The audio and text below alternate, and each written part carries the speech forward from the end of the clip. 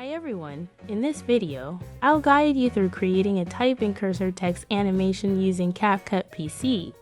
To start, add a background to your timeline. Then navigate to the Text tab, add default text to the timeline. Adjust duration and input the text you desire. Customize the text style to suit your preferences.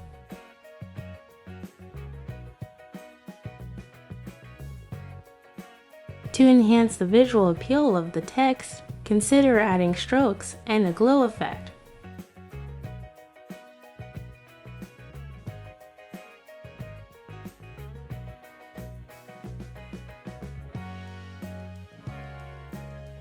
Now, let's focus on the animation.